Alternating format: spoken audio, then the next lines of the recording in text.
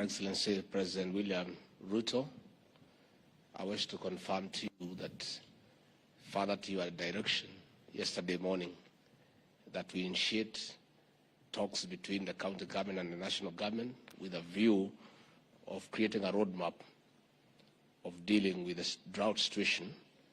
A meeting took place this morning under my chairmanship, and we have already briefed you that we have agreed on the way forward. And I want to assure the people of Kenya that the President has directed that he wants a continuous engagement because we serve the same people. And out of that consultation, a roadmap has already been created going forward. Your Excellency, let me also confirm to you that, further to your direction, that you want transparency in the distribution of relief food.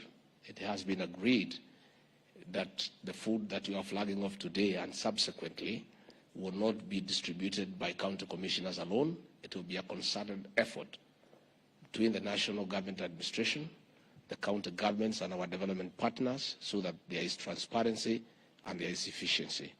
So, Your Excellency, let me also confirm the way you have directed that we meet weekly and give you appraised, and the people of Kenya appraised on the situation on how we are dealing with this problem.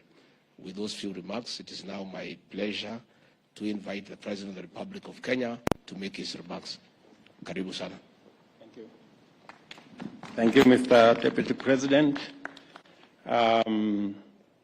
Governors present here, ministers, friends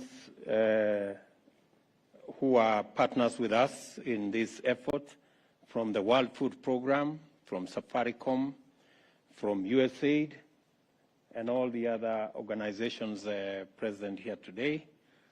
Ladies and gentlemen, this afternoon, we are here to flag off food, as has been mentioned by our CS responsible.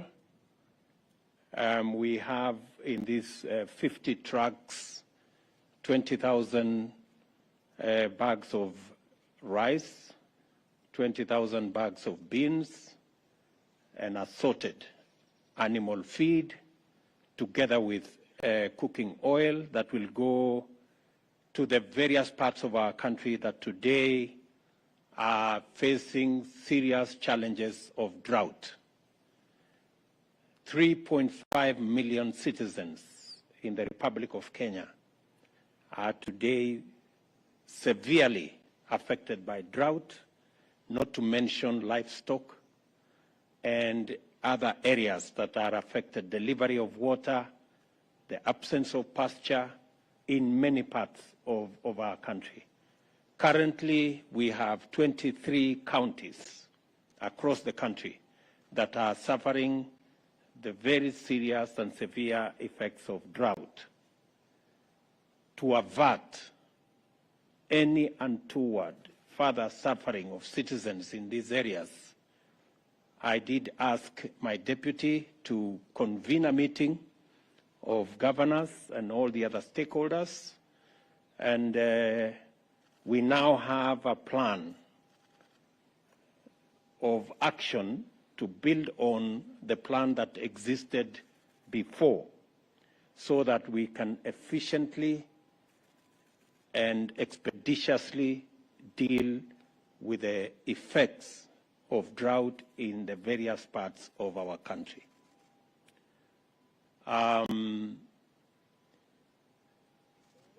The brief that we have is that the many people who are suffering food, water, and many livelihoods, loss of many types of livelihoods, including livestock. As I have said, about 3.5 million Kenyans are affected in this manner. The food we are flagging up today, the next consignment, I have already agreed with the ministry concerned and with Treasury to make resources available so that the next tranche will be on Friday, and on a weekly basis we will assess the situation and see what this intervention will mean for the people around the country and what additionally can be done as we go into the future. I want to commend development partners who are working with us, who are distributing food, those engaged in cash transfer on the ground. I have asked that we are going to have a meeting on Wednesday with our development partners so that we can harmonize our approach and make sure that we avoid any duplication in any part of the country, and so that we can leverage on the county teams that are assisting in identifying beneficiaries of this food and other items. I have also instructed the ministry responsible for water to urgently mobilize water bowsers so that we can deliver water to many parts of Kenya, and under the direction of the Deputy President, they will map out the areas that require water bowsers together with the governors present here and those who are not here, so that again we can be able to address that challenge of water around the country. Thirdly, we have also agreed that county governments will equally make provisions in their budget, even if they have to slow down some of their projects and programs, so that we can take care of this situation. The same thing we are doing at the national government. We expect county governments to adjust their budgets so that there can be available additional resources to take care of the drought situation in the country. I have also told the Deputy President, being the chair of IBEC, to make sure that county governments are facilitated to adjust their budgets so that they can make resources available, working with the Comptroller of Budget and all the other institutions, so that we can take care of this situation, because indeed it is a very severe situation. I also want to say that to thank the military, NYS, our development partners for mobilizing the transportation of this food around the country and into the counties that require this food, and we are looking forward to working with others to make sure that we facilitate this whole exercise. I have also asked the Treasury to work with the counties so that they can favorably consider adjustments of the various interventions that are required to make it much more easy for Kenyans to deal with the current situation. We will also be mobilizing resources for animal offtake, where we find that the animals are too weak. We are going to work with Kenya Meat Commission to make sure that there is an offtake program that will facilitate citizens not to be stuck with livestock when they do not have pasture. And finally, let me also say that I have asked the Deputy President to, on a weekly basis, make these consultations possible so that we can monitor as government the steps that are required for us to ensure that no Kenyan dies of hunger as we manage the effects of climate change and as we think on the long-term solutions to this challenge. Finally, I am asking all our farmers across the country that we are now in the process of facilitating availability of fertilizer in many parts of our country, especially those with short rains. We will also mobilize for fertilizer for the long rains. I want to ask all farmers who had cut back on acreage under food production that the government of Kenya will support them fully in these short rains and in the coming long rains so that we can produce sufficient food to take care of our food requirements as a country. And in the short term, we are working as part of our plan to ensure that we transit our agriculture from rain-fed to irrigation. And in so doing, we are going to be working with the private sector on the delivery of water under our public-private partnership. As I have committed, we are going to work on the law so that we create provision for water purchase agreements that will make it possible for the private sector to invest in the water sector, and we can buy water from them, and we do not have to deploy huge resources from government in that sector. The private sector can work with us in our bigger plan of ensuring that Kenya becomes a food-secure nation. It is my hope that this will be among the last times we are doing this kind of ceremony, where Kenyans are facing starvation and hunger, and we have to do this. I think it is possible for us, going into the future, to have a much more proactive approach to situations like this so that we manage them ahead of time and avoid situations of a crisis like the one we are in. For the last 4 years, we have had failure of rain in many parts of Kenya. That is what has exacerbated this situation, and hopefully we should be able to be better prepared as we go into the future. I want to thank all the stakeholders, the governors, for undertaking that they will work with us and work with all the other stakeholders in not just making sure that we have additional resources for food, but also working together with our development partners in making sure that this food gets to the right beneficiaries and there are no duplications and there are no issues of integrity around the distribution of food to those who are in need. So I want to say thank you very much for all those who have made this possible. I look forward to making sure that this situation is managed and we don't lose no citizen to hunger because of the drought situation we have in the country. Asanteni sana, and may God bless you.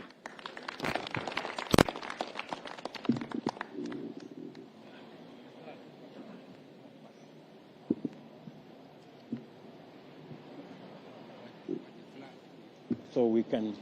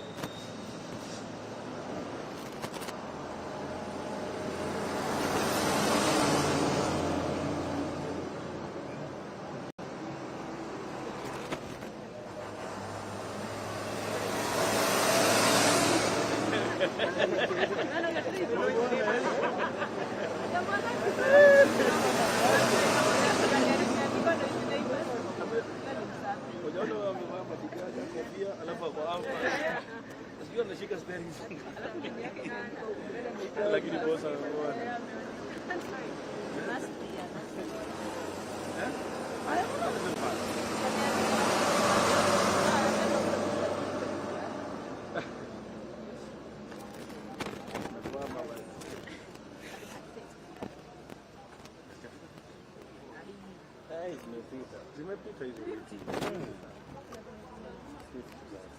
Aisha.